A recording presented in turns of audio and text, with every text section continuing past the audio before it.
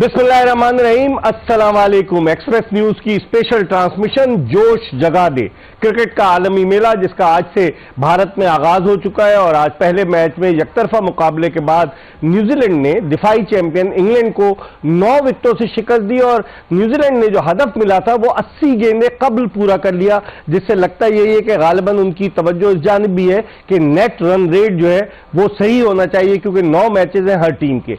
लेकिन आज जो मैच हुआ नरेंद्र मोदी स्टेडियम अहमदाबाद गुजरात में, उस मैच में जिस तरीके से बैटिंग की डेवन कॉनवे जो जोहानिसबर्ग में पैदा हुए और फिर उसके बाद वो न्यूजीलैंड शिफ्ट हो गए। और दिलचस्प बात यह है कि डेवन कॉनवे जब न्यूजीलैंड की उनको खेलने की इजाजत मिली, शिफ्ट हुए, तो उसी वक्त उनको न्यूजीलैंड क्रिकेट काउंसिल ने उनको कॉन्ट्रैक्ट दे दिया, सेंट्रल कॉन्ट्रैक्ट। और हमारे यहाँ क्या है, अबरार अहमद बगैर सेंट्रल कॉन्ट्रैक्ट के पाकिस्तानी टीम के साथ गए हुए।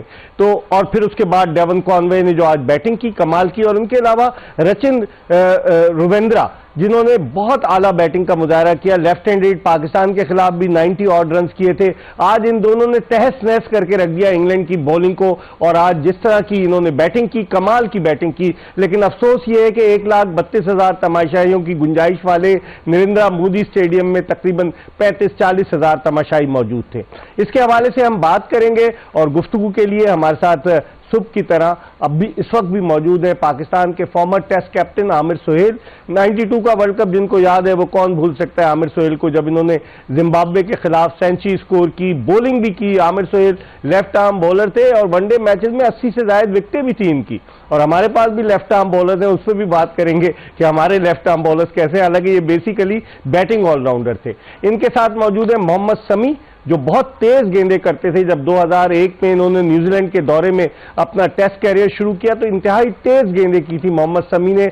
और अगर इनको मुसलसल मौके मिलते तो ये पाकिस्तान के चंद बेहतरीन बॉलर्स में शामिल होते। लेकिन उसके बावजूद इन्हें पाकिस्तान की जानिब से 36 टेस्ट मैचेस और 87 वनडे इंटरनेशनल मैचेस की नुमाइंदगी का मौका मिला, और वो भी 15 बरस में, 2001 से लेकर 2016 तक। तो हम अपने इन दोनों गेस्ट से बात करेंगे, क्योंकि इस प्रोग्राम में हम बात करेंगे सिर्फ और सिर्फ क्रिकेट पर, ओरिजिनल क्रिकेट पर बात करेंगे। और आमिर सुहेल से ज्यादा बेहतर तजजिया कौन पेश कर सकता है। Aamir, thank you very much कि आपने उस दिन की ट्रांसमिशन में भी ज्वाइन।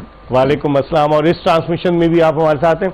आमिर, आप भी लेफ्ट हैंडेड बैट्समैन रहे, आज दोनों लेफ्ट हैंडेड बैट्समैन ने जो धुनाई की है उसको कैसे देखते हैं आप? ऑनेस्टली बहुत मजा आया बैटिंग देखने का, और स्पेशली राचिन की बैटिंग देखने का बड़ा मजा आया। शुरू में कॉनवे ने बहुत ज्यादा जो है वो स्ट्रगल किया, लेकिन उन्होंने हिम्मत नहीं हारी, डिफेंड करते रहे, गेंद को छोड़ते रहे। इवेंचुअली उनके पांव शाव चलने शुरू हुए, उसके बाद उन्होंने डोमिनेट किया। लेकिन राचिन ने आते ही पहले गेंद से वो अनाउंस किया कि मैं आया हूं और मैं कुछ करके जाऊंगा। वो कंट्रोल में था, जो शॉट कह लें उन्होंने आज मारा और कंट्रोल के साथ मारा। और आप ये देखें, जिस तरह आपने बात की कि हम सिर्फ क्रिकेट के ऊपर बात करेंगे, उनने सारे क्रिकेटिंग स्ट्रोक मारे। कॉनवे को जो एरी फेरी स्ट्रोक कहते हैं नहीं मारे। उसके बाद पेस यूज की। आप ये देखें कि उन्होंने जितनी तेज गेंद आया है उतनी जोर से हिट मारी है, वापस भेजा गेंद को। सो थॉरली एंजॉय किया। बैटिंग तो हमने एंजॉय की, लेकिन बॉलिंग बहुत जबरदस्त की। हमने यही सुबह बात की थी कि इनकी बॉलिंग जो है न्यूजीलैंड की वो इतनी तगड़ी नजर नहीं आती, लेकिन 3.5 बॉलर्स के साथ उन्होंने इंग्लैंड जैसी बैटिंग लाइनअप को जो है, लेकिन ये कहना पड़ेगा कि दोनों कप्तानों ने विकेट बहुत अच्छी लीड की। और दोनों बॉलिंग करना चाहते थे क्योंकि मॉइस्चर था, विकेट रीड की और उसके मुताबिक बॉलर्स ने बॉल किए और 300 रन नहीं करने दिए। वहां से गेम जो है बड़ी आसान हो गई। समी, आप कैसे देखते हैं? एक तो उनका मेन कैप्टन केन विलियमसन वो नहीं था, फिर टिम साउदी जिसने न्यूजीलैंड की जानिब से वनडे में बहुत विकेटें हासिल की वो नहीं था, लूकी फर्गूसन जिसका पेस बहुत ज्यादा है वो नहीं था। 3 मेन प्लेयर्स नहीं थे। और उसके बावजूद न्यूजीलैंड ने, अगर हम देखें रिकॉर्ड पे, तो गुज़िश्ता 7 वनडे में से न्यूजीलैंड 6 वनडे अगेंस्ट इंग्लैंड जीता है। तो न्यूजीलैंड ने उसके बावजूद जिस तरीके से उनको रिस्ट्रिक्ट किया, पहले तो 5 रन फी ओवर का चल रहा था, आप देखें जो फर्स्ट पावर प्ले था, फिर उसके बाद उनको रिस्ट्रिक्ट किया, जो रूट की इनिंग्स तो थी 77 रन की। आप कैसे देखते हैं कि कि एक ऐसी टीम जो 3 मेन जख्मी खिलाड़ियों के मसले से दो चार थी, और उसने किस तरह से बॉलिंग की, जो आमिर कह रहे हैं कि रिस्ट्रिक्ट करना बड़ी बात है ना। जी हाँ, बिल्कुल। इकबाल भाई, अगर आप देखें कि इनके बॉलिंग प्लान इतने सिंपल और इतने क्लियर थे कि देखने भी मजा आया। अगर आप देख लें कि more than 120 ball dot ball किए, आप अगर विकेट देखें, इतनी बैटिंग विकेट पे अगर 120 ओवर आप अगर डॉट बॉल करते हैं तो इस बहुत ज्यादा डिफरेंस कर दिया उन डॉट बॉलर ने इस मैच पे। फिर आप देखें टॉस जीतने के बाद अगर उन्होंने फील्डिंग की तो उनके पास प्लान था कि विकेट में थोड़ा सा मॉइस्चर है, फंसेंगे, और उन्होंने रन रेट आगे नहीं जाने दिया। जहां वो कोशिश की उन्होंने, वहां वो विकेट लेते रहे। इस तरह इंग्लैंड अंडर प्रेशर रही है काफी। जिस तरीके से बाउंड्री बड़ी है आमिर, जो आप देखें कि अगर कोई लंबी हिट मारता है तो गेंद हवा में रहती है, हैरी ब्रुक जैसे कैच आउट हुए, तो आप क्या समझते हैं ये डिसएडवांटेज है बैट्समैन के लिए, एडवांटेज है बॉलर के लिए? देखिए, न्यूजीलैंड के भी बैट्समैन है, उन्होंने जब भी छक्का मारा वो क्राउड बाहर गिरा। देखिए, टाइम करने की जरूरत है आपको। देखें, जिस तरह समी ने बात की कि इनके जो थे प्लान्स बहुत सिंपल थे। अगर आप लेफ्ट आर्म स्पिनर की बात करें, देखिए हमने सुबह बात की एंगल करने की बॉल को, किया उसने। आप देखिए कि right arm fast bowler Henry ने लेफ्ट हैंडेड बैट्समैन को एंगल किया, जहां पे स्लिप लगवाने का चांस क्रिएट किया अपने लिए, और आउट किया। उसके बाद उन्होंने राइट हैंड बैट्समैन को एंगल इस तरह बॉल किया कि ना वो कट मार सके और ना उस गेंद को ऑन के ऊपर खेल सके, बैट्समैन को परेशान रखा। सही। आप सेंटनर की बात करें, मेरा ख्याल है कि सबसे आला जो बॉलिंग की है सेंटनर ने 10 ओवर में 37 रन। जी देखिए, वो जिस तरह बॉल करते हैं, वो एज ऑफ द क्रीज जाके उस जगह पे गेंद फेंकते हैं जहां पे बैट्समैन को मुश्किल हो, गेंद सीधा खेलना पड़ता है। थोड़ा सा वो फ्लैट बॉल करते हैं। उसके बाद हर ओवर में एक आधा बॉल वो फ्लाई करते हैं बैट्समैन को फंसा के कि अब ये बड़ी हिट मारने जाएगा और मुझे विकेट मिलेगी। और 2 दफा हमने देखा इनके स्पेल में कि इन्होंने बैट्समैन को फंसाया और फिर उसके बाद फ्लाइट की और उन्होंने 2 आउट किए। सो आई थिंक उन्होंने प्लान सिंप्लीफाई किए हुए और एग्जीक्यूशन बहुत जबरदस्त थी। कप्तानी के बारे में क्या कहेंगे समी? टॉम लेथम माशाल्लाह से उसने अच्छी कप्तानी की। अगर देखा जाए, केन विलियमसन नहीं था, विलियमसन तो खैर बड़ा सीजन कैप्टन है, लेकिन टॉम लेथम ने जिस तरीके से अपने बॉलर्स को यूटिलाइज किया, जिस तरीके से फील्ड पोजीशंस उसने रखी और बॉलर ने भी वही गेंद की अकॉर्डिंग टू प्लान, उसकी कप्तानी के बारे में क्या कहेंगे? बहुत जबरदस्त कप्तानी की। अगर आप शुरू से ही देखें, विकेट उन्होंने जिस तरह रीड किया, फिर एग्जीक्यूशन प्लान किया। अगर आप देखें कि आप वो मैचेल सेंटनर को 8वें 10वें ओवर में लिया, जिनको पता था थोड़ा सा मॉइस्चर पावर प्ले था, हालांकि पावर प्ले था। फिर जिस तरह से उन्होंने बॉलिंग की, अपने पेस को वेरी किया, मतलब आप नॉर्मल स्पीड से काफी स्लो बॉलें भी की हैं, जिसकी वजह से उन्हें 1-2 विकेटें भी मिली। तो ये था उनके पास प्लान और उन्होंने आज बहुत जबरदस्त कप्तानी की। और मैंने पहले भी सुबह कहा था कि आप विकेटें ले, इस तरह की विकेटों पर आप मुसलसल विकेटें लेंगे तो आप अंडर प्रेशर का, वरना आपको जिस तरह की बैटिंग विकेट है फिर आपको थोड़ी परेशानी रहेगी। मैं कैप्टनसी में एक चीज ऐड करनी चाहूंगा। देखिए, लेथम को पहली दफा कैप्टनसी नहीं कर रहा। केन विलियमसन उनके नंबर 1 कैप्टन है, उनके अंडर है लेथम। लेकिन कई सीरीज में उन्होंने क्या किया, केन विलियम्स को रेस्ट करवा के इनको कप्तानी दी और यंग टीम के साथ कप्तानी दी। और यंग लड़के जो हैं बड़ा अच्छा रिस्पॉन्ड कर रहे हैं इनके अंडर। और उसके बाद जो यूसेज और ब्रेव कैप्टन है, देखें राचिन को मार पड़ रही थी लेकिन परसिस्ट किया उनके ऊपर। और उन्होंने सोचा हुआ था यहाँ पे नीशम जो है उसको मार पड़ जाएगी, मार तो इसको भी पड़ रही है लेकिन ये विकेट लेके दे सकता है, और उन्होंने विकेट लेके दी और इवेंचुअली न्यूजीलैंड के लिए बड़ा जबरदस्त हुआ। और वो जो मैं पॉइंट जो करना चाह रहा था कि उन्होंने इन्वेस्ट किया है लेथम के ऊपर एज ए कैप्टन, पूरा उनको मौके दिए कुछ सीरीज में जहां पे उन्होंने अपने आप को एज ए कैप्टन ग्रूम किया और आज आपको वो उसकी रिफ्लेक्शन नजर आया। समी, जिस तरह की पिच थी, इस तरह की पिचेस पर आप क्या देखते हैं? लोग तो ये एक्सपेक्ट कर रहे थे कि हर मैच में 300-350 रन आराम से होंगे। फ्लैट विकेट थी, कोई ग्रास नहीं थी, शुरू में थोड़ा सा अगर मॉइस्चर भी था तो फिर उसके बाद वो भी खत्म हो गया। आप इस पिच को एज अ बॉलर कैसे देखते हैं? बॉलर्स के लिए ये कब्रिस्तान थी, या अगर कोई बॉलर जहानत का इस्तेमाल करते हुए बॉलिंग करे तो वो कामयाब हो सकते? बिल्कुल इकबाल भाई, देखें विकेट तो थी थोड़ी बैट्समैनों को फेवर में, लेकिन जैसे मैंने कहा कि न्यूजीलैंड ने बहुत अच्छा इसको इस्तेमाल किया, थोड़ा सा मॉइस्चर था वहाँ मॉइस्चर यूज किया है, उसके अलावा डॉट बॉल बहुत ज्यादा किए हैं। फिर आप उनकी अगर बॉलिंग चेंज देखें तो जहां जहां विकेट लेने का चांस था वहां वो अपने मेन स्पिनर लाए कि वो विकेट ले सके। अगर आप थ्रू आउट देखें तो उनकी तरफ से कोई सेंचुरी न्यू इंग्लैंड की तरफ से, मेरे ख्याल में यही उनको एक डिसएडवांटेज दिया कि कोई उनका बैट्समैन ऐसा नहीं था कि जो लंबा स्कोर बनाकर आउट हुआ। जी हाँ, तो यही है कि थोड़ा सा मॉइस्चर है जिसकी वजह से डाउट क्रिएट किया कि अच्छा टोटल क्या होगा इस विकेट पे। इंग्लैंड इसी चक्कर में बड़े शॉटों की तरफ गई। अगर आप थ्रू आउट न्यूजीलैंड की नहीं देखें तो उन्होंने ज्यादातर इन्हिसार किया क्रिकेटिंग शॉटों पे भी, और बॉलिंग में भी इसी तरह प्लान अपने सिंपल रखे हैं। लेकिन बड़े शॉट्स की जो बात करें तो उनका तो क्रिकेट का ट्रेंड ही इंग्लैंड ने ऐसा सेट किया हुआ कि बैस बॉल क्रिकेट। देखिए मैंने इंग्लैंड में एक इंटरव्यू दिया था, उसमें मेरे से यही पूछा गया था, मैंने उन्हें यही कहा था कि बिल्कुल ठीक है, ये क्रिकेट में जो जिद्दत है इट्स वेरी गुड, लेकिन कई मौके के ऊपर आपको अपना मोड चेंज करना पड़ता है। अगर आप एक ही तरीके से खेलते जाएंगे तो ऑपोजिशन आपको फंसा लेगी। और आज आपको नजर आया कि वो प्लान करके आए न्यूजीलैंड के, हमने इनको पकड़ना किस तरह। देखिए जब जब उन्होंने इनको 2-3 डॉट बॉल किए तब तक विकेट लेने का इन्होंने चांस क्रिएट किया। हैरी ब्रुक्स की बहुत वो एक रेपुटेशन बनी हुई है, लेकिन जिस तरह सेंटनर ने आउट किया, वेरी इंप्रेसिव, उठा के मारा। आप जब तक अच्छे प्लान करके और एग्जीक्यूट नहीं करेंगे। देखिए हम सुबह बात कर रहे थे कि फास्ट बॉलर्स को एंगल करना बॉल, जब विकेट के ऊपर गेंद स्विंग नहीं हो रहा, सीम नहीं कर रहा, तो आपने एंगल करना है। वो सिर्फ उस वक्त होगा जब आपका एक्शन सेमी ओपन होगा।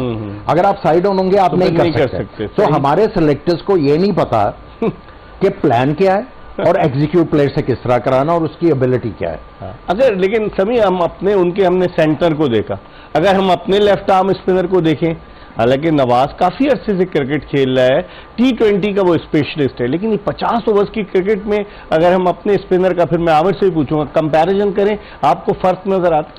बिल्कुल इकबाल भाई फर्क नजर आता है। अगर आप देखे जाएं कि कोई स्विंग बॉलर है और स्विंग ना करे तो जाहिर सी बात है वो परेशान। इसी तरह स्पिनर का है कि अगर वो हमारे जितने स्पिनर है ज्यादातर स्पिन पे नुकसान नहीं कर रहे। फिर अगर आप देखें सेंटनर ने, जैसे मैंने कहा कि अपने पेस को बहुत ज्यादा वेरी किया आपने, और खाली एक बॉल पे रिलाई नहीं किया, ब्रेक के साथ साथ उन्होंने आर्मर पे भी रिलाई किया, मतलब काफी ज्यादा बैट्समैन से क्वेश्चन किए। फिर आप अगर लेंथ देखें तो उनको पता था इस विकेट पे वो लेंथ चाहिए जो इस पर आप आगे जा सके ना पीछे जा सके, तो वो लेंथ प्लान पे उन्होंने बॉलिंग की और वो एग्जीक्यूट किया अपने प्लान। नवाज का मैंने एक दफा नवाज से पूछा कि जब तुम्हारा नाम लिखा जाता है तो तुम्हारे नाम के आगे क्या लिखा है, तो उसका left arm spinner, allrounder, spin तो करो ना। स्पिन नहीं, जब आप तेज मारोगे वो T20 क्रिकेट की वजह से तो नहीं है तेज। देखें बात यह है कि आपका प्रॉब्लम जो है पाकिस्तान का वो है player management, talent management and player management. आप उसको खिलाए जा रहे हैं, आप उसको ये नहीं बता रहे कि भाई आपसे हमें चाहिए क्या, आपने करना क्या है, आपने करना क्या है। सही। देखिए आप 2 छक्कों के लिए सही, और साथ में 4-5 ओवर करवाने के लिए अगर आप दूसरे प्लेयर्स को ओवरलुक कर रहे हैं तो ये ज्यादती है।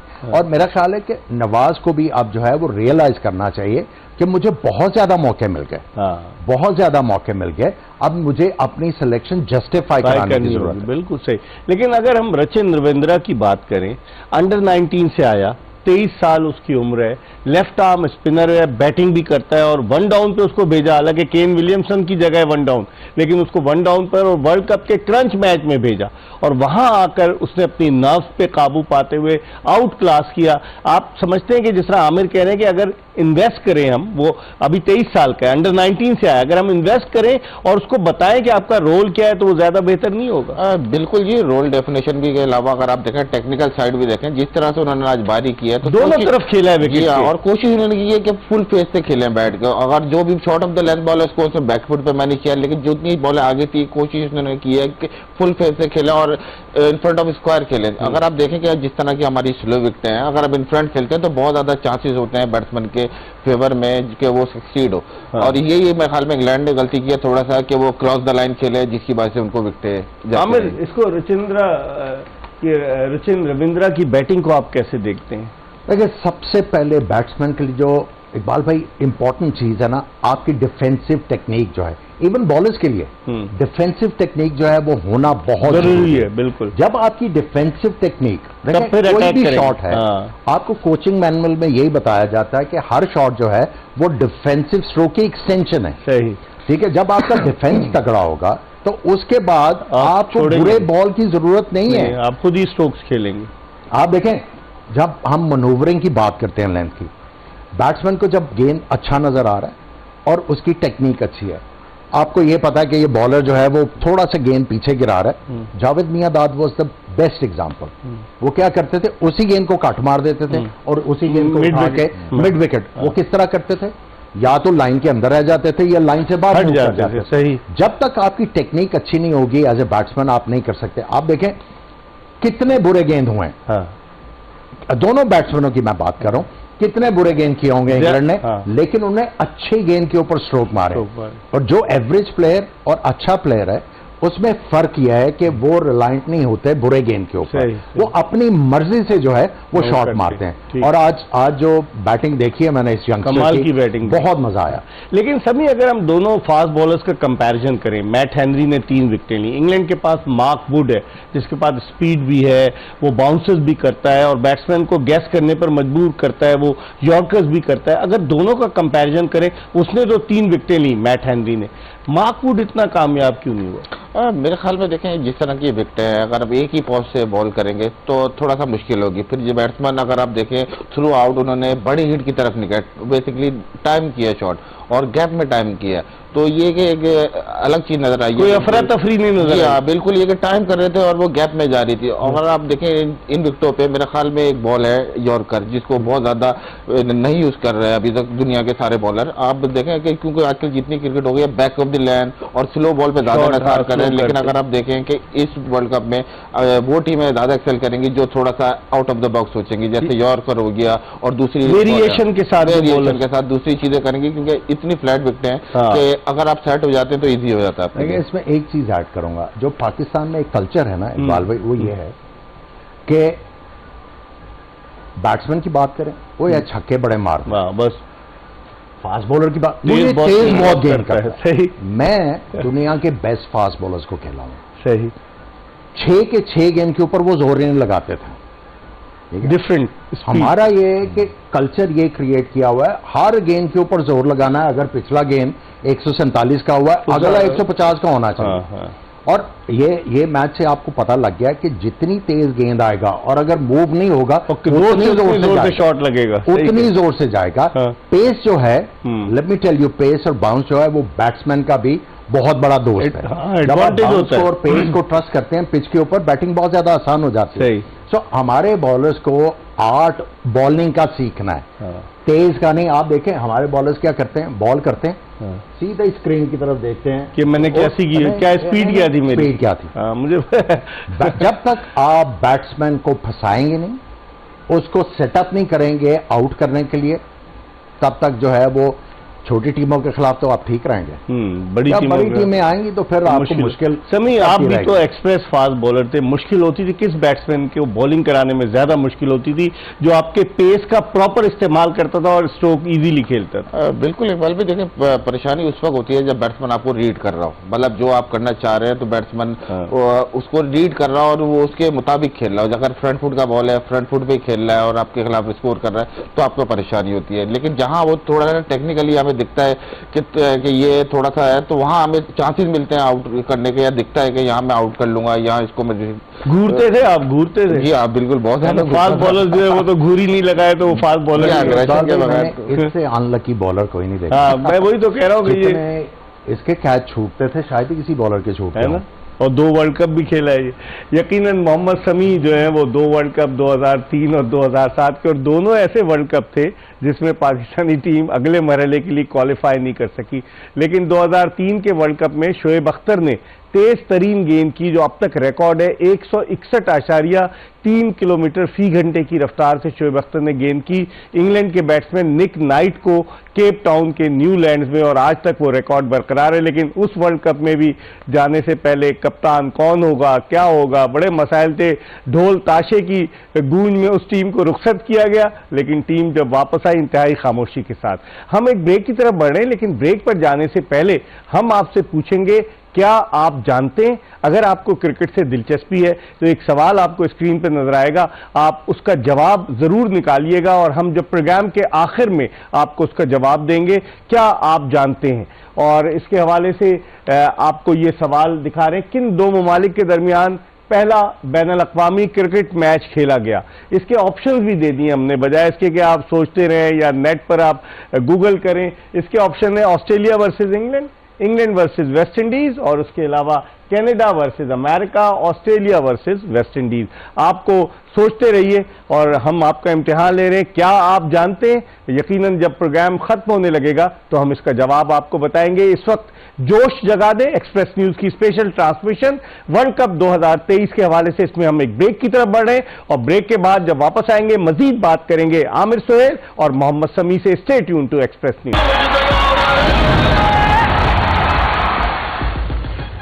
जोश जगा दे में ब्रेक के बाद एक मरतबा फिर आपको खुशामदीद कहते हैं एक्सप्रेस न्यूज की स्पेशल ट्रांसमिशन, और हमारा और आपका साथ रहेगा 45 दिन तक, जब 19 नवंबर को वर्ल्ड कप 2023 का फाइनल मुकाबला गुजरात के जो है अहमदाबाद के नरेंद्र मोदी स्टेडियम में खेला जाएगा। आज ओपनिंग मैच भी वहां हुआ और फाइनल मुकाबला भी वहीं पर होगा, लेकिन पाकिस्तान के मुकाबले का लोग इंतजार कर रहे हैं। मैं कुछ क्लिप्स देख रहा था भारतीय यूट्यूबर्स के, तो वहां पर मैंने देखा कि कुछ खवातीन मैच देखने आई थी, उन्हें पता ही नहीं था, कहने लगी पाकिस्तान का मैच देखने आई हूं इंडिया से।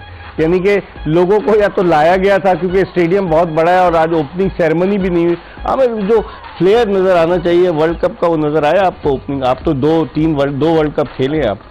देखिए, जिस तरह इंडिया में क्रिकेट को बहुत बड़ा समझा जाता है, इट्स अ रिलीजन है, तो ओपनिंग मैच हो वर्ल्ड कप का और वो जो क्रिकेट के जो एफिशिएंटोज हैं वो टिकट भी संभाल के रखते हैं, उसकी बड़ी वैल्यू हो जाती है इवेंचुअली।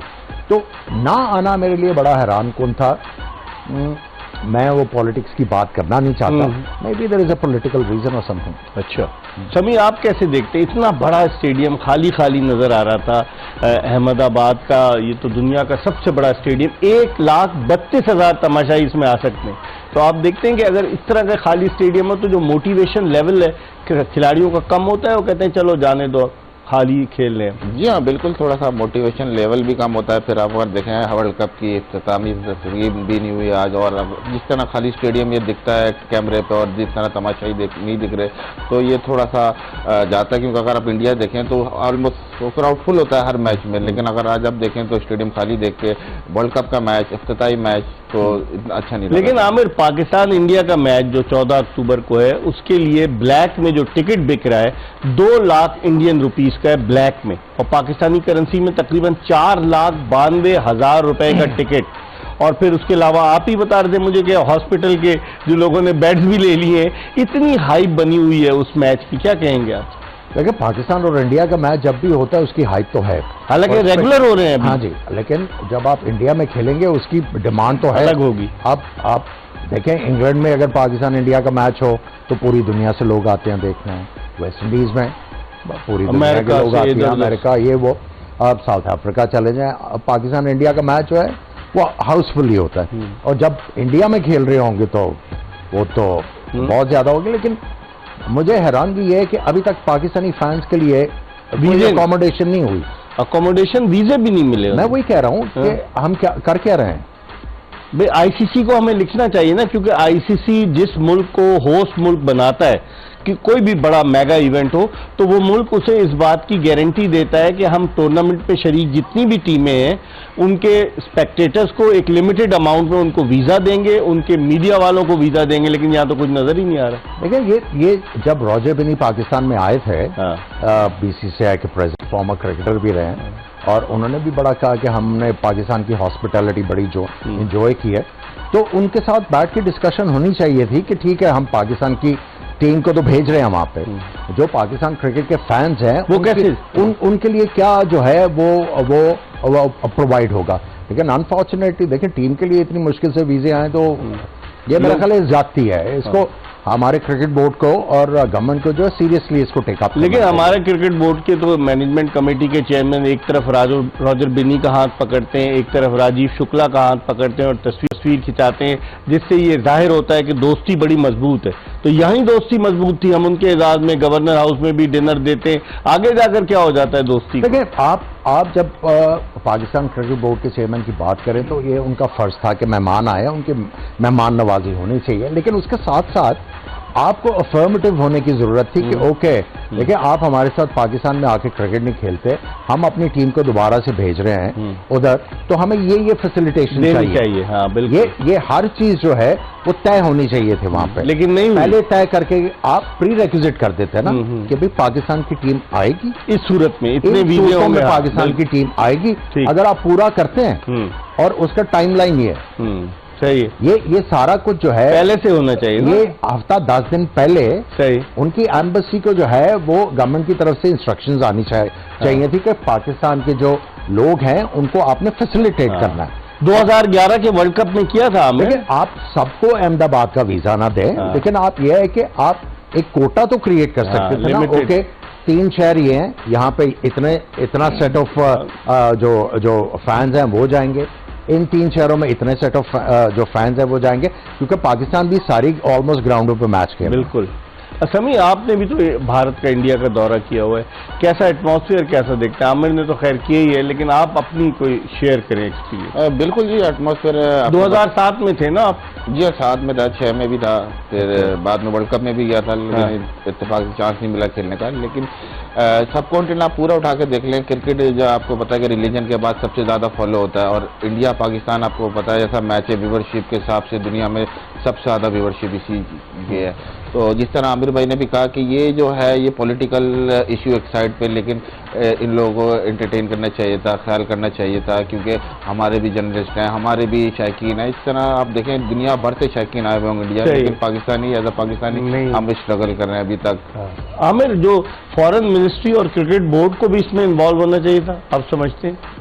देखिए यहाँ पे जब बीसीसीआई के प्रेसिडेंट और दूसरे लोग आए थे, वहां पे आपके फॉरेन मिनिस्टर को या फॉरेन सेक्रेटरी को बैठना चाहिए था, उनसे बात करनी चाहिए, उनसे बात करनी चाहिए थी। देखिए ये क्रिकेट के अलावा जो है ये पॉलिटिकल इशू है, और इसमें आपने ठीक है उनकी हॉस्पिटैलिटी बड़ी जबरदस्त की, लेकिन साथ साथ आपको जो है वो पॉलिटिकल साइड ऑफ जो अफेयर्स थे उसको भी जो है कवर करने की जरूरत थी।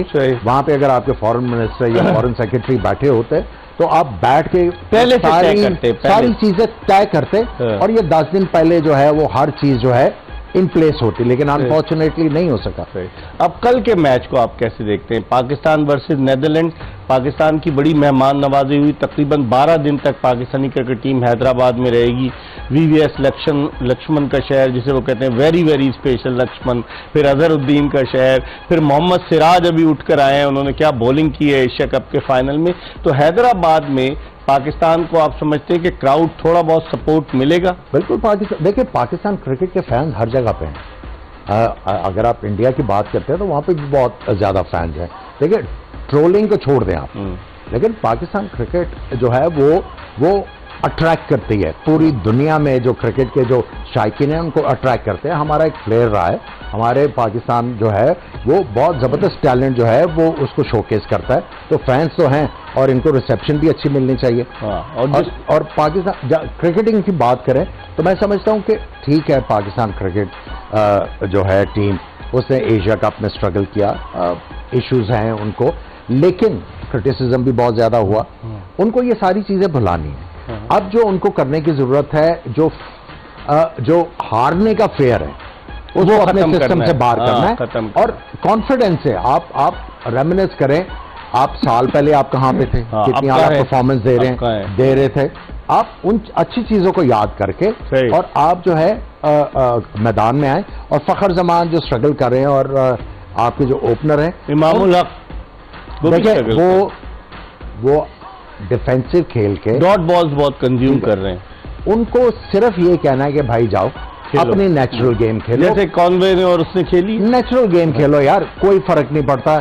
आपको हम 3-4 मैचेस जो हैं वो खिलाएंगे अगले, आप जाके नेचुरल गेम खेलो, आप बाहर होने का डर दिल से निकालो और हमें मैच जितवाने के लिए मेहनत करके दिखाओ। समी एक जुमले में बताइए, फिर मैं ब्रेक पर जाऊंगा। कॉम्बिनेशन पाकिस्तान का क्या देखते हैं? 3 फास्ट बॉलर के साथ जाएगा पाकिस्तान नेदरलैंड के खिलाफ? जी हाँ, मेरे ख्याल में 3 फास्ट बॉलर से जाएगा। अगर आप रिसेंटली हारिस रऊफ, शाहीन शाह अफरीदी और हसन अली। जी हाँ, मेरे ख्याल में वसीम जूनियर का मुश्किल लगता है मुझे, क्या कहते हैं? मेरे ख्याल में मुश्किल लगता है क्योंकि रिसेंटली उसको तो पाकिस्तान का अब्दुल रज़ाक कहते हैं, ऑलराउंडर है वो। जी हाँ बिल्कुल, लेकिन अभी तक उस तरह डिलीवर नहीं कर पाए। रज़ाक भाई आपके सामने है कि उन्होंने काफी ज्यादा डिलीवर किया पाकिस्तान के लिए। हाँ, देखते हैं क्या होता है। अभी हम एक ब्रेक की तरफ बढ़ रहे हैं और जब ब्रेक के बाद वापस आएंगे तो आमिर सोहेल और मोहम्मद शमी से पाकिस्तान के कॉम्बिनेशन के हवाले से पूछेंगे कि कल किस तरह की टीम पाकिस्तान को मैदान में उतारनी चाहिए और क्या होगा। उमूमन टीमें इस तरह की फ्लैट पिचेस पर पहले बॉलिंग को तरजीह देती हैं ताकि बाद में हदफ का ताक़ुब हो। क्या होगा उसमें, सिनारियो क्या होगा, ये आमिर सोहेल और मोहम्मद शमी से पूछेंगे एक ब्रेक के बाद। जोश जगा दे एक्सप्रेस न्यूज की special transmission. Welcome back after the break. आप देख रहे हैं जोश जगा दे एक्सप्रेस न्यूज की स्पेशल ट्रांसमिशन और इस ट्रांसमिशन में हम बात कर रहे हैं सिर्फ और सिर्फ क्रिकेट की और क्रिकेट के टेक्निकल पॉइंट्स पर, क्रिकेट के हवाले से दीगर जो चीजें उन पर डिस्कस कर रहे हैं। और हमारे पैनल में मौजूद है पाकिस्तान के former captain, former chief selector, former director national cricket academy और इंटरनेशनल कमेंटेटर आमिर सोहेल, और उनके साथ मौजूद है पाकिस्तान के साबिक test fast bowler Mohammad Sami के जिन्हें वनडे और टेस्ट दोनों में पाकिस्तान की जानिब से हैट्रिक करने का एजाज हासिल हुआ। इन दोनों से हम बात कर रहे हैं। आमिर, अब नेदरलैंड की टीम, लोग कहते हैं कि थोड़ा सा इजी ना ले उनको, पाकिस्तान कहे कि ना तजुर्बाकार है, हालांकि नेदरलैंड इससे पहले भी वर्ल्ड कप खेल चुकी है। आप क्या समझते हैं, किल के लिए जाना चाहिए, कॉम्बिनेशन क्या होना चाहिए पाकिस्तान का? देखिए, पाकिस्तान का कॉम्बिनेशन जो ज्यादा से ज्यादा आप ट्वीक कर सकते हैं वो ये है कि आप लेफ्ट आर्म स्पिनर की जगह 2 लेग स्पिनर खिला सकते हैं। ठीक है, उसके बाद आपको शाहीन शाह अफरीदी के साथ नई गेंद कौन करेगा, इनमें से कौन करेगा? देखिए, आप अगर हसन अली को लेके आए हैं, उनकी एक्सपीरियंस की वजह से लेके आए कि अगर आपके जो न्यू बॉल बॉलर थे वो अनफिट हो गए, अनफिट हुए हैं, तो उनकी रिप्लेसमेंट लेके आए, तो फिर इन्हीं को खिलाना आपने। आप देखिए, वसीम जूनियर काफी अरसे से मैच नहीं कैरी कर रहे हैं ना, उसको कैरी कर रहे हैं। और देखिए, अगर आपको उनके ऊपर इतना कॉन्फिडेंस नहीं है, you should look somewhere else. अगर आप इनको प्रेफर नहीं करते कि आप क्रंच मैच में इनको खिलाने का चांस नहीं लेना चाहते, तो फिर इनकी जगह किसी और के बारे में सोचना चाहिए। क्या कहेंगे समी, पाकिस्तान का बॉलिंग अटैक आपकी नजर में कैसा होना चाहिए? इस तरह की फ्लैट पिचेस पर पाकिस्तान दोनों मैचेस हैदराबाद में खेला। एक मैच में पाकिस्तान के खिलाफ न्यूजीलैंड ने 346 रन किए, एक मैच में पाकिस्तान के खिलाफ ऑस्ट्रेलिया ने 351 रन किए। तो आप पाकिस्तान के बॉलिंग अटैक को कैसे देख रहे हैं? कल इम्तिहान है पाकिस्तानी टीम का। बिल्कुल इकबाल भाई, इम्तिहान तो जरूर है, लेकिन मैं समझता हूँ कि अगर आप बजाय फास्ट बॉलर का अगर आप देखें इतना स्विंग सीम विकेट में नजर नहीं आया, तो क्यों ना आप स्पिनर से अटैक किया जाए। क्योंकि हमारे कौन ऐसा स्पिनर हमारे, मतलब इमाद वसीम तो है नहीं, इमाद नहीं है, लेकिन नवाज साहब ट्राई आउट कर सकते हैं क्योंकि मिडिल ओवर में भी हमारे स्पिनर विकेट नहीं ले पा रहे। तो क्यों ना आप इनको नया बॉल देके आप चांस लें कि अगर विकेट ले, क्योंकि आप नेदरलैंड भी है, नेदरलैंड आपको पता है स्पिनर के खिलाफ हो सकता है स्ट्रगल करे, तो आपको स्पिनर से चांस ले सकते हैं। कोई आउट ऑफ द बॉक्स चीज करनी पड़ेगी। जी हाँ बिल्कुल, क्योंकि जिस तरह की विकेटें देख रहा हूँ मैं, जिस तरह के टोटल देखते जा रहा हूँ, मुझे लग रहा है कुछ आउट ऑफ द बॉक्स आपको सोचना पड़ेगा। मैं समझता हूँ कि आइडिया तो समी का ठीक है, आउट ऑफ द बॉक्स सोचने की जरूरत है, लेकिन ये आपका पहला मैच, इसमें ज्यादा तजुर्बा ना करें। आप क्या आप वो वाला तजुर्बा करेंगे जिसको आप कैरी फॉरवर्ड करेंगे। अगले मैच में भी ये करेंगे। एक मैच आपने इस मैच में जिसको भी खिलाना उसको कॉन्फिडेंस देने के लिए खिलाना है कि जब आपके तगड़े मैच आएंगे तो ये जो प्लेयर है हमारे लिए कुछ मैच विनिंग परफॉर्मेंस है। अगर आप पहले मैच से आप करोगे तजर्बा, हाँ अगर तो टर्निंग ट्रैक है तो उसमें कोई मजायका नहीं। लेकिन बजाय लग नहीं रहा है हैदराबाद में टर्निंग ट्रैक, मुझे मुश्किल नजर आ रहा है। तो आई थिंक पहले मैच में आपको जो है कॉम्प्रिहेंसिवली हराना चाहिए। देखिए, आपको याद होगा वेस्ट इंडीज वाला मैच पाकिस्तान जब 2000 नॉटिंगम में उस मैच की वजह से आपका रन रेट इतना नीचे चला, पॉइंट्स इक्वल थे, सेमीफाइनल में क्वालीफाई कर सके। उसके बाद आज जो मैच जीता है न्यूजीलैंड, उससे भी उनको बहुत ज्यादा फायदा होगा। तो पाकिस्तान को भी जो है वो एक बड़े मार्जिन से ये मैच जीतना चाहिए कि खुदा ना खास्ता अगर आपका इस वर्ल्ड कप में कोई मैच बहुत बुरा चला जाता है तो फिर तो वो कॉम्पनसेशन हो जाए उस चीज की। सही। आमिर सोहेल ने बड़ी अच्छी बात की, क्योंकि नेदरलैंड्स की टीम का तजुर्बा तो इतना नहीं है, लेकिन बाज औकात ये मिनोज टीमें जो है ना ये हरा देती हैं। पाकिस्तान को आपको याद होगा आयरलैंड ने हरा दिया था वेस्ट इंडीज में जो वर्ल्ड कप हुआ था। समी शायद उस टीम के मेंबर थे 2007 में, जहाँ इंजमामुल हक आंसुओं के साथ रुखसत हुए, उन्होंने क्रिकेट को खैर बात कहा। और उसके अलावा भी बहुत सारे ऐसे मैचेस हैं, मैं आपको एग्जांपल दे सकता हूं जहां छोटी टीमें जो हैं वो बड़ी टीमों को हरा देती हैं। तो अब पाकिस्तान को बड़ा कॉशियस होना होगा, इस हवाले से हम मजीद बात करेंगे, लेकिन इस वक्त हम जोश जगादे में एक ब्रेक ले रहे हैं और ब्रेक के बाद प्रोग्राम के आखिरी चंक में आमिर सोहेल और मोहम्मद समी से बात भी करेंगे, और जो आपसे पूछा था क्या आप जानते हैं उसका जवाब भी आपको देंगे। कहीं जाएगा नहीं, हमारा इंतजार कीजिएगा। प्रोग्राम के आखिरी ब्रेक के बाद जोश जगादे में एक मरतबा फिर आमिर सोहेल और मोहम्मद समी के साथ आपको खुशामदीद कहते हैं। चंद मिनट बाकी रह गए, लेकिन एक हमारा सेगमेंट है कि आप आस्क MIB से आप पूछें, और इस सेगमेंट को हम आपको दिखाते हैं कि क्या पूछना चाह रहे हैं। कोई ना कोई सेलिब्रिटी, कोई ना कोई ऐसी शख्सियत जिसको लोग जानते हों, और वो अगर कोई हमसे सवाल करना चाहे तो उसका जवाब जरूर देंगे। मिर्जा इकबाल बेग। मेरा सवाल आपसे ये है कि क्रिकेट की अगर मैं हिस्ट्री की बात करूं तो क्या कोई ऐसा खिलाड़ी मौजूद है जिसने एक ही टेस्ट मैच में एक तरफ सेंचुरी बनाई है और दूसरी तरफ 10 विकेटें लेने का एजाज भी अपने नाम किया है? इन्होंने अच्छा सवाल किया। 10 विकेटें मींस के दोनों इनिंग्स में मिलाकर 10 विकेटें, वरना 10 विकेटें तो जो है वो जिम लेकर ने भी ली थी, अनिल कुंबले ने भी ली, एजाज पटेल ने भी ली, लेकिन एक इनिंग्स मिली। ये पूछ रही तो बहुत सारे ऐसे हैं, एक नहीं है। और बीसी यानी कि इयन बोथम जो है वो उन्होंने ये कारनामा सर अंजाम दिया है। और मुझे याद है इयन बोथम एक दफ़ा फैसलाबाद जा रहे थे कमेंट्री करने के लिए, PIA की फ्लाइट लेट हो गई, तो बोथम ने कहा कि चार्टर्ड प्लेन कर लो, हम चलते हैं। इकबाल कासिम और मैं भी साथ थे, तो आप अंदाजा लगाएं कि वो कितने प्रोफेशनल थे। आमिर, बोथम के साथ आपका इंटरेक्शन रहा है? पहले तो काफी ज्यादा बुरा था वर्ल्ड कप 92 वर्ल्ड कप के बाद, फाइनल के बाद, लेकिन उसके बाद चीजें सेटल डाउन हुई और बहुत ज्यादा दोस्ती हो गई और मिलना जुलना बड़ा फ्रीक्वेंट है। और जो आपका एक्सपीरियंस है मेरा भी है ना, जिम्बाब्वे में थोड़ा सा उनकी अनबन होगी, तो हम बुलवाया से हरारे जा रहे थे, तो वो फ्लाइट का कोई चक्कर था बिजनेस क्लास। उन्होंने कहा उठ यार आमिर चल हम चार्टर प्लेन करके वो यही समी, आपकी भी अगर इयन बोथम से तो कभी इंटरेक्शन हुआ आपका? नहीं, एक दो दफा कमेंट्री करते हुए मुलाकात हुई है, लेकिन उनकी बॉलिंग को कैसे देखते हैं? स्पीड नहीं थी, लेकिन स्विंग और सीम का बहुत जबरदस्त इस्तेमाल करते हैं। जी हाँ, बहुत यूजफुल थे इंग्लैंड के लिए, मतलब one of the top allrounder थे। अगर आप बैटिंग देखें, बॉलिंग देखें, तो एक अपना उन्होंने एक मुकाम बनाया था। आमिर, कल की अगर हम दिलेर बॉलर थे, बाद में उनके फड्डे तो बड़े होते थे, वो बड़े कंट्रोवर्शियल थे, लेकिन अगर हम कल की टीम बताएं, अगर आपसे मैं पूछूं कि ओपनर्स में इमामुल हक, फखर जमान या अब्दुल्ला शफीक? देखिए, आइडियली तो आपको जो है वो काफी अर्सा पहले रेस्ट करवा देना चाहिए फखर जमान, ठीक है, लेकिन अगर आप वर्ल्ड कप पे तो फिर उनको खिलाएं, प्रैक्टिस मैचेस में भी ओपन कराएंगे तो उन्हीं को खिलाना चाहिए। और अब चलते हैं कि क्या आप जानते हैं, वो जो हमने शुरू में एक सेगमेंट में आपसे पूछा था, तो आप हैरान हो जाएंगे इसका जवाब सुनकर के जो पहला मैच था उन दो टीमों के दरमियान खेला गया जहां जो इंटरनेशनल क्रिकेट अब नहीं खेलती, हालांकि 75 का वर्ल्ड कप खेली थी कनाडा की टीम। कनाडा और USA, अमेरिका और कनाडा के दरमियान पहला इंटरनेशनल क्रिकेट मैच 1844 में खेला गया। इससे यकीनन आपकी मालूमात में इजाफा होगा। इसके साथ ही जोश जगादे की ये एपिसोड अपने इख्तिताम को पहुंची। इंशाअल्लाह अगर जिंदगी ने वफा की तो कल, चूंकि पाकिस्तान नेदरलैंड का मैच है, कल दोपहर 12:30 बजे आमिर सोहेल और मोहम्मद समी के साथ दोबारा आपकी खिदमत में हाजिर होंगे। मिर्जा इकबाल बेग और एक्सप्रेस न्यूज की पूरी प्रोडक्शन टीम को इजाजत दीजिए। अल्लाह हाफिज।